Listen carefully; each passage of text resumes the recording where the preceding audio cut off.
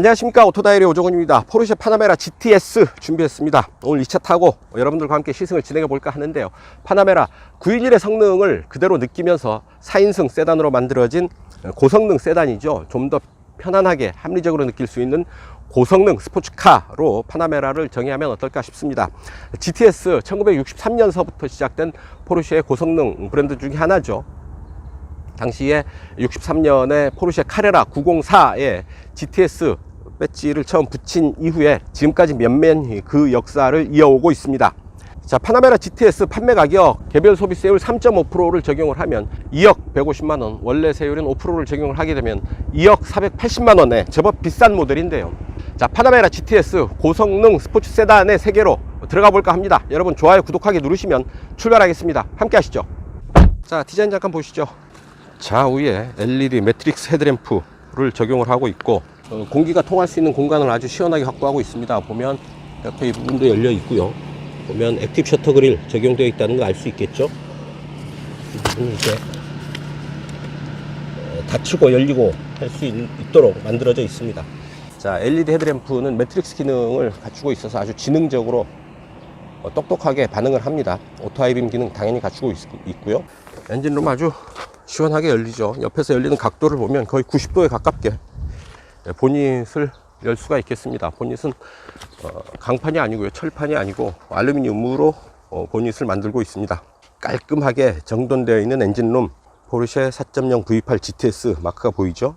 포르쉐 그리고 두 개 V8 엔진으로 들어가는 공기 흡입구 이렇게 보이고 있습니다. 안티 롤바를 적용을 하고 있어서 차의 비틀림 강성, 차의 안정감을 좀 더 확실하게 잡아줄 수 있도록 하고 있죠. 이 부분에도 역시 롤바의 역할을 하는 부분들은 롤바 3개로 엔진룸을 이렇게 딱 감싸주면서 차체 흔들림을 좀 더 안정감 있게 유지할 수 있도록 해주고 있습니다. 자, V8 4.0L 엔진은 460마력의 힘을 내고요, 최대 토크는 63.3kgm의 힘을 냅니다. 아, 참 엔진이 스퀘어 엔진입니다. 내경과 행정의 길이가 똑같은 사이즈인데요, 86.0mm로 롱스트로크 엔진에 비해서 발진 가속, 순간 가속, 순간적으로 힘을 뽑아내는데 상당히 최적화되어 있는 그런 엔진이라고 할 수 있겠습니다. 앞타이어죠. 앞타이어인데 피렐리 타이어를 적용을 하고 있고요, 27535 ZR21 사이즈의 타이어를 적용을 하고 있습니다. 6개의 피스톤을 적용한 알루미늄 모노블록을 앞에 적용하고 있고요, 뒤에는 4개의 피스톤이 적용되어 있습니다. 디스크가 상당히 크죠. 디스크 직경이 앞에는 390mm, 뒤에는 365mm가 됩니다. 자, 옆에서 보면 차체가 상당히 큽니다. 깁니다. 길이가 5m를 훌쩍 넘죠. 5050mm의 길이, 그리고 너비는 1935mm, 높이는 1425mm입니다. 휠베이스가 2950mm로 거의 3m에 육박하죠. 앞뒤 차축을 최대한 바깥으로 빼고요, 그래서 휠베이스를 최대화하고 있습니다. 뒷부분은 이런 모습인데요. 자, 파나메라 GTS의 레터링, GTS의 컬러는 블랙입니다. GTS의 상징 컬러라고 할 수가 있겠는데요, 이 블랙 레터링으로 자신의 정체성을 이렇게 드러내고 있습니다. 앞에 포르쉐 보이시나요? 포르쉐라는 레터링도 검은 바탕에 검은 글씨로 되어 있어서 언뜻 잘 보이지 않지만 역시 GTS의 상징 컬러 블랙으로 처리를 하고 있습니다. 윗부분이 이렇게 갈라져 있죠. 주행할 때 스포일러가 이렇게 올라오게 되는 그런 부분입니다. 4개 부분으로 나뉘어 있는 스포일러가 접혀서 들어가 있는 상태고요. 이제 주행을 하게 되면 스포일러가 이제 올라오게 되는 거죠. 좌우에 각각 2개의 테일파이프, 모두 4개의 배기구를 확보를 하고 있죠. 고성능 세단의 모습을 이런 데서 느낄 수 있겠습니다. 자, 트렁크를 열면 여기 전동식 트렁크로 되어 있고요, 이렇게 바닥이 정돈되어 있습니다. 힐하우스가 안으로 들어오면서 어느 정도 트렁크 공간을 제한하고는 있습니다. 트렁크 공간은 정확하게 500L고요 배터리가 들어와 있고, 보스 스피커 우퍼가 들어와 있죠. 자, 그리고 뒷시트를 접을 수가 있어요. 뒷시트를 이렇게 접으면 좀 더 넓은 적재 공간을 확보할 수가 있겠습니다. 이렇게 할 경우에 적재 공간은 1340L까지 확장됩니다. 뒷좌석은 이렇게 2대 1대2 비율로 접을 수가 있겠습니다. 자, 테일램프도 LED 테일램프를 적용을 하고 있고요. 자, 연비 표시 잠깐 보시죠. 연비, 복합 연비 7.1, 도심 연비 6.1, 고속도로 연비 8.9 이렇게 되겠습니다. 자, 이 정도 살펴보시고 이제 실내로 들어가겠습니다. 자, 운전석 살펴보시죠. 스티어링 휠 먼저 볼까요? 하나, 둘, 2.5회전. 야, 5m가 넘는 길이가 큰 차인데 조향비, 스티어링 휠 조향비는 약 2.5회전 정도에 그치고 있습니다. 상당히 조향이 예민하겠다라는 것 짐작해 볼 수 있는 대목이죠. 패들 시프트가 스티어링 휠과 일체화되어 있고요. 그래서 조향할 때도 스티어링 휠 조작이 가능하겠죠. 스티어링 휠 안에 또 작은 휠이 하나 있죠. 돌리면 이렇게 주행 모드가 바뀝니다. 주행 모드를 선택할 수가 있는 거죠. 자, 이 부분 차고 높이가 조절되고 있다라는 얘기죠. 자체가 내려가고 있고요.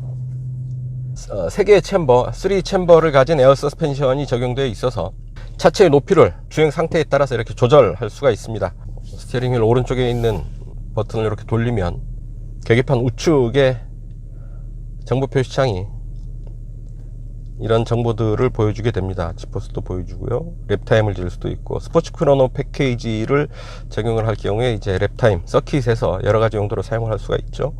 내비게이션도 계기판에 이렇게 띄워줍니다. 오른쪽에도 있는데요. 속도 제한을 걸어 놓을 수가 있습니다. 트림 미터가 올라오고요. 내비게이션 여기 또 들어오게 되죠. 자, 실제로 이루어진 건 볼륨을 아무것도 없습니다. 조절할 수도 있고요. 볼륨 버튼은 이렇게 스티어링 휠에서 조절을 할 수도 있고, 여기에도 볼륨 버튼이 따로 들어와 있습니다. 그래서 자, 이 12.3인치 내비게이션 모니터 상당히 많은 기능들을 이 안에 담아서 이 터치 스크린 방식으로 사용을 할 수가 있습니다. 손이 가까이 가면 모니터가 활성화되는 부분이 생겨요. 자, 홈 화면부터 보시죠. 라디오, 목적지 입력을 바로 할 수도 있고요. 센터 송풍구를 이렇게 조절을 할 수가 있죠. 이 안에 보면 풍향은 이렇게 터치 스크린에서 이렇게 직접 조절을 할 수가 있습니다. 상당히 직관적이죠. 그리고 이오나이저 기능도 있고요. 뒷좌석의 공조장치를 운전석에 이렇게 조절을 할 수도 있습니다. 자, 내비게이션 아주 시원한 화면으로 보여주고요. 이렇게 화면을 분할해서 필요한 기능들을 추가로 더 띄워서 볼 수도 있겠습니다. 자, 미디어는 선택을 할 수가 있고요. 전화, 차량은 여러가지 기능들을 잠금, 라이트 및 가시성, 좌석 설정, 타이어, 핸들 버튼, 셰시, 서비스 이력, 그리고 주행거리, 트림 미터도 볼 수가 있고요. 주행 모드, 셰시 높이, 서스펜션의 강도, 스포츠 배기 시스템, 스포일러, 이런 분들을 작동을 시킬 수가 있습니다. 스포츠 크로노 패키지를 하면 서킷에서 랩타임을 재거나 주행 기록들을, 주행 데이터들을 기록을 할 수가 있죠. 터치에 대한 반응도 빠르고 그래픽 디자인도 상당히 깔끔해서 상당히 직관적으로 터치를 통해서 사용을 할 수가 있겠습니다. 그 아래 필요한 버튼들을 따로 뽑아 놨죠. 소스, 그리고 카, 미디어, 클라이밋, 홈, 옵션, 폰, 어시스트, 내비, 그리고 차량 세팅 설정을 할 수가 있고요. 비상등, 좌우에 분리되어서 조절할 수 있는 운전석과 조수석 에어컨디션 조절 스위치들. 자, 온열 시트만 있고 냉풍 시트는 따로 준비되어 있지 않은 것 같아요. 자, 서스펜션 스포츠 플러스를 하게 되면 차체가 좀 내려가죠. 노멀, 그리고 ECS 오프 기능이 있습니다. PSM, 포르쉐 스포츠 셰시 매니지먼트죠. 포르쉐 셰시 매니지먼트 켜고 끌 수가 있겠습니다. 그리고 자, 잿더리가 들어와 있습니다. 역시 독일차들이 그래도 흡연은 좀 관대한 면이 있는데 아니다 다를까 잿더리가 들어와 있는데요. 뒷좌석에도 아주 고급스러운 잿더리가 준비되어 있습니다. 이따 잠깐 보시죠. 콘솔 박스 이렇게 되어 있고요. 12V 전원, 그리고 USB 포트 하나, 다음에 외부 입력 단자 이렇게 들어와 있죠. 두 개의 컵홀더 이렇게 밖에 올라와 있고요. 위에 보면 오버헤드 콘솔, 앞뒤로 분리되어 있는 선루프 썬루프 뒷좌석 위로도 썬루프 글래스 루프가 올라와 있고요. 카메라 전면, 후면, 사이드, 파노라마 프런트, 파노라마 후면, 이렇게 필요한 앵글로 카메라를 조절하면서 볼 수가 있겠습니다. 변속 레버 포르쉐 8단 PDK, 그러니까 더블 클러치 변속기를 적용을 하고 있죠. 중요한 얘기를 빼먹었네요. 인테리어가 전체적으로 상당히 고급스럽죠. 블랙 앤 레드 컬러의 조합이라고 볼 수가 있겠습니다. 이런 그 가죽으로 덮은 대시보드에 이렇게 빨간 스티치를 넣었고요. 시트에도 GTS 레터링을 새겨 넣었고, 스포츠 버킷 시트를 적용을 해서 몸을 딱 고정시킬 수 있도록 해주고 있습니다. 역시 스포츠카에 어울리는 그런 시트 선택이 아닐 수 없겠습니다. 시트는 모두 18개 방향으로 조절이 가능합니다. 18방향이 아닙니다. 18개 방향으로 조절이 가능해서 좀 더 편하고 최적화된 내 몸에 딱 맞는 그런 시트 포지션을 정할 수가 있겠죠. 시트 가죽은 알칸타라 가죽을 적용을 하고 있습니다. 곳곳에 이제 지붕에 있는 스웨이드 가죽, 역시 알칸타라 가죽으로 마감을 하고 있고요. 그래서 좀 더 고급스럽고 분위기 있고, 또한 포르쉐의 컬러가 분명한 그런 그 인테리어를 적용을 하고 있죠. 굳이 언급 안 해도 아시겠지만 포르쉐의 시동 버튼, 시동 스위치 왼쪽에 있습니다. 자꾸 오른쪽에서 뭐 찾지 마시고요. 이런 키가 있는데요. 이런 키를 몸에 지니고 있으면 붙박이로 붙어 있는 키를 돌리면 시동이 걸리게 됩니다. 자, 운전석 이 정도로 살펴보시고요. 이제 뒤로 건너가서 뒷좌석 잠깐 느껴보도록 하겠습니다. 뒤로 가시죠. 네, 뒷좌석입니다. 가을 햇살이 따뜻하네요. 제가 앉았던 그대로 운전석을 두고 뒤로 왔습니다. 무릎 앞으로 주먹 하나, 두 개 여유있게 들어가죠. 그리고 시트도 약간 뒤로 등받이에 이렇게 기대는 자세를 취하게 해서 무릎 앞으로 충분한 여유를 갖출 수 있게 설계를 했습니다. 자연스럽게 시트에 몸을 기대니까 시선이 위로 향하게 되네요. 지붕을 자연스럽게 보게 되고, 지붕에 있는 썬루프를 통해서 차창 밖 풍경도 눈에 들어옵니다. 자, 차창이 완전히 내려가죠. 완전히 들어가고, 완전히 들어가서 차창이 그렇게 넓지는 않지만, 좁은 듯한 차창이지만 완전히 수납이 돼서 좀 더 분명한 개방감 주고 있습니다. 머리가 밖으로 나갈까요? 저같이 머리 큰 사람은 밖으로 머리 꺼내기가 좀 조심스러울 정도로 차창은 그렇게 넓지는 않습니다. 머리 공간, 주먹 하나는 힘들고요. 손바닥 하나 여유 있게 들어가는 정도의 머리 윗공간 갖추고 있습니다. 자, 4인승입니다. 뒷좌석은 두 사람만 앉을 수 있고요. 뒷좌석 가운데 자리는 아예 그냥 없애버렸죠. 그리고 센터 터널이 아니라 벽처럼 가운데 부분을 세워 놓았습니다. 그래서 좌우의 공간을 완전하게 분리하고 있고요. 역시 최고급 세단, 최고급 그란투리스모 아니겠습니까? 굳이 뭐 뒷좌석에 5씩 태울 거 뭐 있냐, 그냥 여유 있게 둘이 앉아라 라는 얘기일 텐데요. 역시 이 차의 성격에는 그런 게 맞지 않나 싶습니다. 자, 암레스트 이렇게 내려질 수 있고요. 그 안에 약간의 수첩 정도 넣어 놓을 수 있는 수납 공간 있습니다. 시트를 접을 수가 있죠. 이렇게 접을 수가 있고요. 가운데 부분만 따로 접을 수도 있겠습니다. 그래서 이런 구성이죠. 이런 구성도 가능하겠죠. 뭐 스키스루의 역할을 할 수 있도록 긴 짐을 가운데로 뺄 수 있게 가운데 부분을 따로 접을 수도 있겠습니다. 그래서 좌우의 시트를 각각 개별적으로 접을 수도 있고, 가운데 부분만 접을 수도 있고, 좀 더 합리적으로 공간을 구성을 할 수가 있겠습니다. 그란투리스모 장거리 여행에 적합한 그런 차다 라는 얘기일 텐데요. 그런 그 차의 쓰임새에 맞게 뒷좌석 공간도 좀 더 다양하게 연출할 수 있도록 하고 있습니다.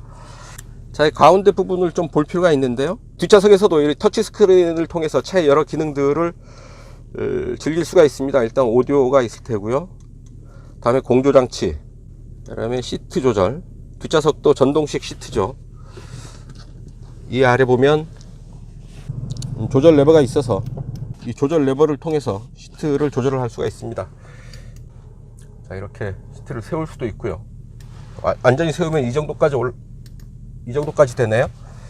이런 자세를 취할 수 있고, 완전히 뒤로 누이면 자, 이 정도가 됩니다. 그리고 높낮이는 안 되고요. 자, 허벅지 부분을 좀 더 앞으로 뺄 수가 있네요. 그래서 좀 더 편하게 지지를 할 수도 있겠습니다. 내비게이션, 그리고 트림미터 이런 부분도 뒤에서 체크를 할 수가 있겠네요. 열선 시트, 3단계로 조절할 수 있는 열선 시트, 냉풍 시트는 없고요. 선루프를 이렇게 가릴 수도 있겠습니다. 좀 가리죠. 햇볕이 너무 따갑습니다. 햇볕 가리개 또 이렇게 전동식으로 조절을 할 수가 있습니다. 자, 이 가운데 또 뭔가 숨겨져 있는데요. 자, 잿더리입니다. 필요 없다 싶으면 제거를 할 수도 있겠지만, 이런 잿더리를 디폴트로 차에 마련해 두고 있다라는 것, 또 다른 의미에서 독일차의 특성, 포르쉐의 특성이 아닌가 싶습니다. 시가라이트도 여기 있어요. 담배 한 대 펴볼까요? B필러에 이렇게 송풍구도 들어와 있고요. 뒷좌석 이 정도 살펴보시고요. 이제 본격적인 시승 시작하시죠. 다시 운전석으로 건너갑니다. 아주 숨을 죽이고 얌전하게 움직이고 있습니다. V8 4.0 가솔린 엔진에서 터져 나오는 460마력의 힘, 아직은 드러나지 않고 있는 거죠. 타이어가 노면을 구르는 소리, 엔진 소리와 섞여서 들어오는데요, 뭐 크게 신경 쓰일 정도는 아닙니다. 자, 노면의 페인곳을 지날 때 아주 단단한 서스펜션이 그냥 밟고 지나가는 그런 느낌입니다. 그냥 밟고 지나가는데요, 차체 흔들림도 거의 없고요. 그냥 타이어가 뭔가 밟고 지나가는구나 정도의 느낌이 있을 뿐입니다. 자, 4.0 엔진을 조율하는 건 8단 PDK입니다. 더블 클러치 변속기죠. 자, 차선 이탈 방지 장치, 레인 키핑 어시스트죠. 차선 유지 보조 장치가 지금 활성화됐습니다. 잠깐 스티어링에서 손을 떼도 차로를 읽으면서 차로의 중앙을 유지하면서 움직이는데요. 크루즈 컨트롤을 세팅을 해볼까요?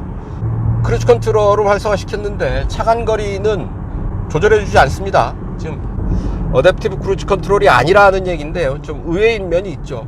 포르쉐는 이상하게 이 어댑티브 크루즈 컨트롤을 적용하는데 인색합니다. 기술이 없어서가 아닐 텐데요.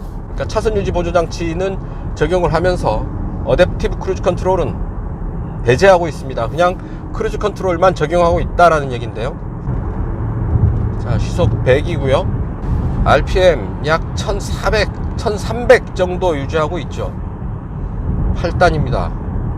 7, 6, 5, 4, 3. 3단 5000까지 딱 떨어지네요. 2 가속 페달을 툭툭 밟아 보는데요, 엔진 사운드가 이제 드디어 올라오네요. 아주 예민한 신경질적인 그런 반응 바로 느낄 수 있겠습니다. 엔진 사운드도 제어되어 있는 느낌, 제어된 나 지금 참는다 뭐 이런 그 느낌을 주는 엔진 사운드인데요. 이렇게 에어 서스펜션을 이용을 해서 차체의 높이도 조절을 할 수가 있고요. 자, 스포츠 플러스로 가봅니다.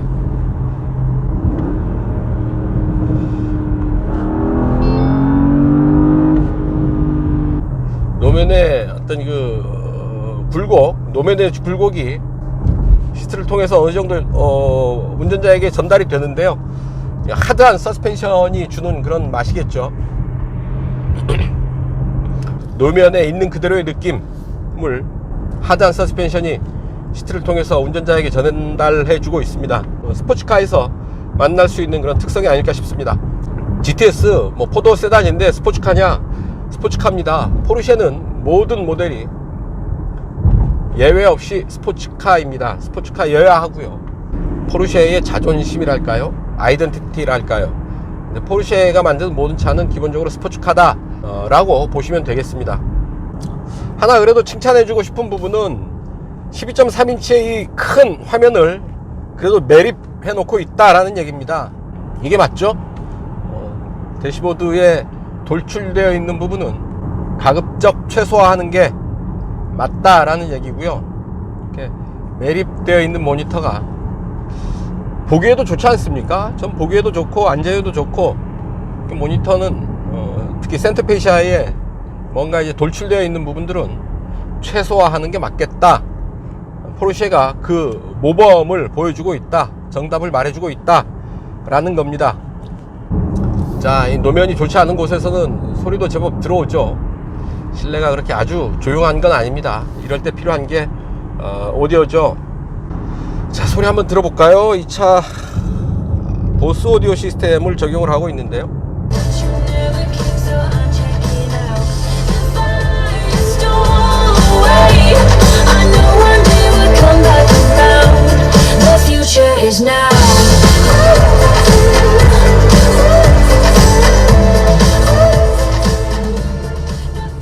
역시 그 드라이브를 할 때는, 운전을 할 때는 좋은 음악이 있으면 참 좋죠. 궁합이 맞는 음악이 있으면 참 좋습니다. 14개의 스피커가 이 차 안에 들어와 있습니다. 음량을 좀 높여도 음량이 찌그러지지 않고요. 그 질감 있는 소리를 현장감 있게 들을 수 있습니다. 자, 달려봅니다.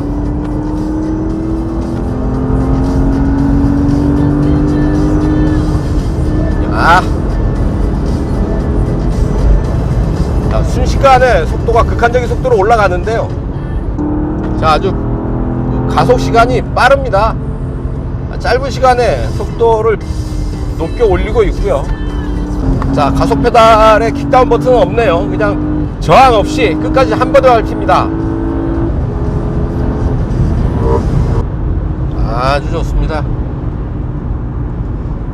순식간에 속도를 쭉 뽑아 달리는 게 상당히 인상적입니다. 스퀘어 엔진이, 내경과 행정, 보어 스트로크 사이즈가 똑같은 스퀘어 엔진이 마치 단거리 육상 선수처럼 아주 가속 페달을 꾹 밟으면 그 즉시 있는 힘을 다해서 달려나가기 시작합니다.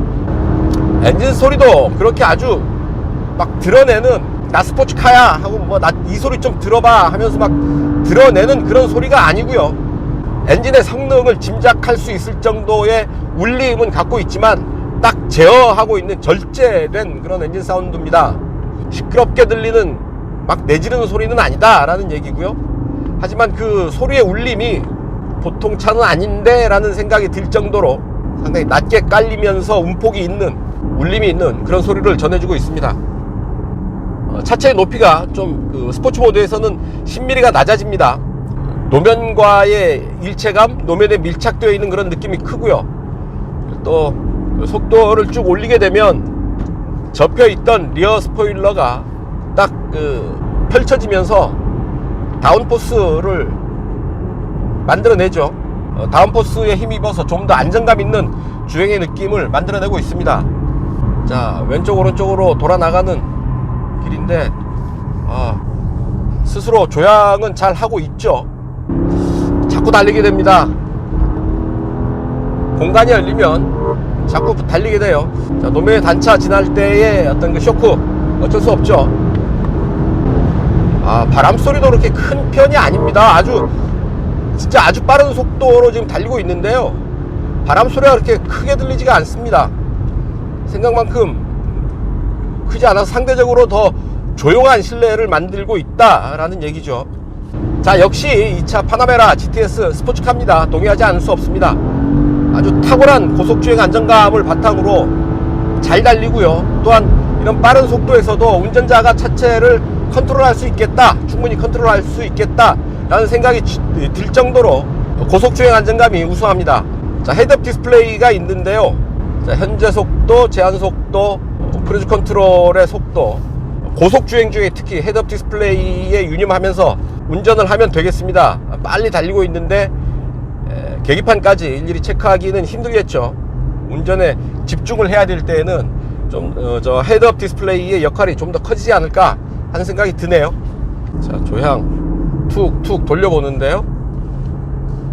바로바로 반응이 오죠. 5.5m에 이르는 아주 긴 길이지만 조향의 느낌은 빠릿빠릿합니다. 즉각적인 조향 반응을 보이고 있는데요. 자, 차선을 넓을 때 이런 소리가 나는 거죠. 공간이 열리면 언제든지 아주 강한 순간 가속력을 보이면서 튀어나갑니다. 역시 포르쉐의 어떤 차든지 달리는 즐거움은 상당히 대단한 것 같습니다. 속도가 좀 빠른데요, 그래도 조향 개입을 정확하게 하네요. 지포스 그래프를 보면서 차의 흔들림을 어느 정도 짐작할 수가 있는데요. 지포스 그래프가 춤을 추고 있죠. 그만큼 차의 가속도 변화가 크다라는 얘기고요. 순간 가속력이 크다라는 얘기가 됩니다. 자, 시속 100에 세팅을 하고요. 자, 100입니다. 하나, 둘, 셋. 아이고, 카메라. 자, ABS가 정확하게 작동을 하면서 비상등도 켜지죠. 빠른 속도에서도 차체를 정확하게 제어하고 있습니다. 앞에 디스크 직형 300 90mm고요 6개의 피스톤이 적용된 알루미늄 모노블럭, 뒤에는 4개의 피스톤이 적용되어 있고요 365mm 디스크 직경. 이렇게 브레이크가 상당히 강해서 이런 그 고성능을 잘 견뎌주고 제어할 수 있는 겁니다. 늘 스포츠카를 탈 때 말씀드리는 바지만 속도를 잘 내는 게 중요한 게 아니라 그 속도를 제어할 수 있는 제동 시스템이 우선 돼야 된다 라고 말씀을 드리는데요. 이 차 브레이크 시스템이 460마력의 성능을 잘 컨트롤 해주고 있습니다. 자, 좀 속도를 내서 고속 코너링 한번 들어가 보겠습니다. 제동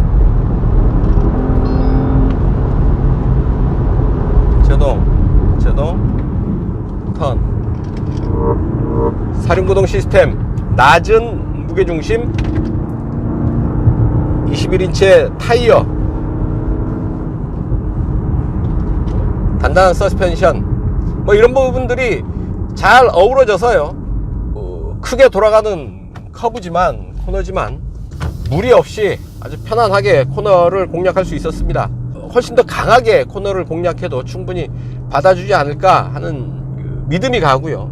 서킷에서 이 차를 타도 참 대단하겠다 싶은 생각이 드네요. 5.5m 이르는 큰 덩치, 거기에 따르는 넓은 공간, 충분한 공간을 확보하고 있지만 역시 포르쉐의 피를 간직한 고성능 스포츠카다 라는 사실 다시 한번 확인할 수 있었습니다.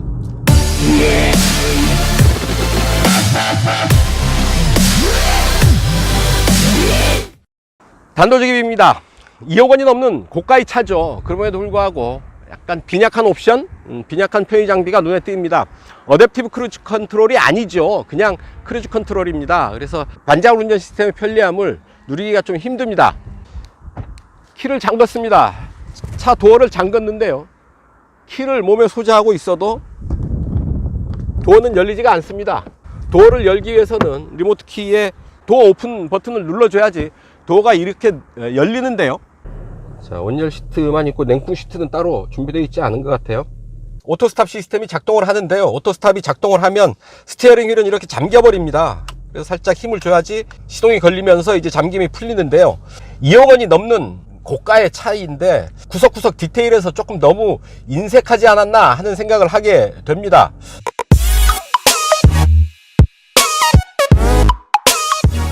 네, 제로백 테스트 하겠습니다. 자, 스포츠 플러스로 가고요. 그리고 에어컨은 끄겠습니다.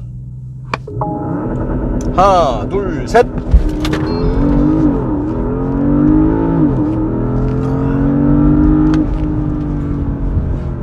아주 짧은 구간에서 해치우네요. 런치 컨트롤이 작동을 하고요. 그리고 출발하는 순간에 아주 살짝 슬립이 일어납니다. 그리고 바로 휠을 잡아주면서 출발을 하고 있고요. 거침없는 가속이 처음서부터 일어납니다. 최고 출력 460마력이고 공차 중량이 2095kg, 거의 2.1톤에 이르는데요. 마력당 무게비 약 4.55kg가 되고요. 메이커에서 밝히는 이 차의 제로백 타임은 4.1초라고 합니다.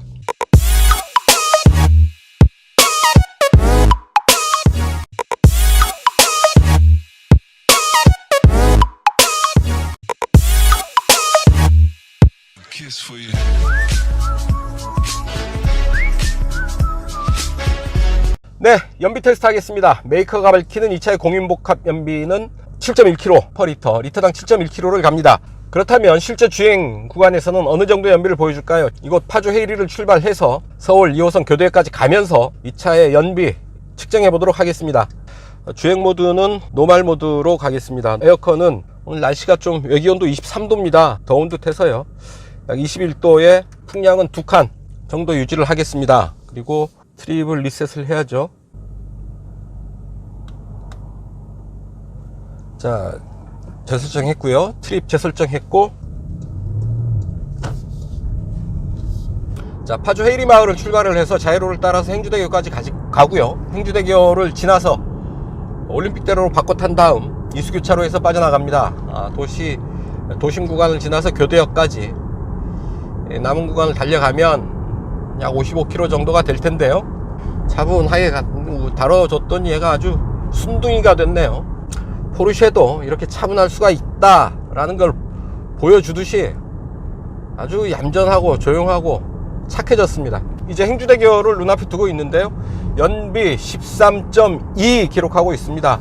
공인복합 연비보다 6km 이상 더 좋은 연비를 보여주고 있는 거죠. 네, 이거 올림픽대로로 건너오자마자 때 아닌 교통체증이 계속 이어지고 있습니다. 교통체증 만나면 어쩔 수 없죠. 연비 떨어지는 거 피할 수 없습니다. 내연기관 자동차의 한계죠. 올림픽대로 들어와서 가양대교 지날 때까지 성산대교 앞둬서 이제 체증이 잠깐 풀렸는데요, 연비는 10.9까지 떨어졌네요. 이제 이수교차로 진출로 앞두고 있습니다. 주행거리 50km, 평균 시속 51km, 평균 연비 11.0 기록하고 있습니다. 이수교차로에서 빠져나가서 이제 시내로 진입하겠습니다. 이 난코스를 쉽게 통과를 했네요. 시내 교통량 그렇게 많은 것 같지 않습니다. 올림픽대로에서 교통체증이 좀 심했던 반면에 도심 구간에서는 오히려 괜찮은 것 같아요. 네, 교대역 내거리에 신호대기로 멈춰 섰습니다. 자, 파주를 출발해서 이곳 교대역까지 55.5km 달려온 연비는 10.7km/L입니다. 이 차의 공인복합 연비 7.1km/L, 약 리터당 3.6km를 더 간 거죠. 3.6km면 평균 연비의 딱 절반인데요, 50% 이상 연비 개선 효과를 얻었다라고 얘기할 수 있을지 모르겠습니다. 어쨌든 포르쉐 파나메라 GTS도 연비 운전을 잘하면 이렇게 두 자릿수 연비를 만들 수 있다는 것 직접 확인했다는데 의미가 있지 않을까 싶습니다. 연비 테스트 여기서 정리하겠습니다. 네, 지금까지 포르쉐 파나메라 GTS 시승을 했습니다. 길이 5.5m 이르는 크기가 얘기해주듯 아주 여유있는 실내 공간을 갖추고 있고요. 그래서 편안한 대형 세단의 면모를 분명히 갖추고 있습니다. 하지만 그렇다고 이 차를 그냥 그런 대형 세단이라고 얘기하기엔 이 차에 대한 예의가 아니죠. 스포츠카입니다.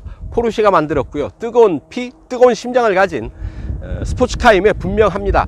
460마력의 힘을 풀로 사용하면서 고속주행을 할 때에도 운전자가 느끼는 불안감이 그렇게 크지 않다는 건 그만큼 이 차가 안정감을 확보하고 있다라는 얘기가 되겠죠. 무리하지 않고 편안하게 다룰 수 있는 고성능 스포츠카가 아닌가 싶습니다. 물론 포르쉐 하면 911이고 911 쿠페가 포르쉐를 대표하는 모델일 텐데요, 하지만 생활 속에서 누리기에는 이것저것 많이 불편한 것 또한 사실이죠. 포르쉐 파나메라 같은 경우에 생활 속에서 즐길 수 있는 고성능 스포츠카로서 부족함이 없을 듯 합니다. 실제로 서울 강남에서 보면 파나메라를 뜻밖의 많이 만나게 되는데요, 그만큼 많은 사람들이 이 차 파나메라를 사랑하고 있는 게 아닌가 싶습니다. 오늘 시승은 여기까지입니다. 지금까지 저는 오토다이어리 오종훈이었습니다. 감사합니다.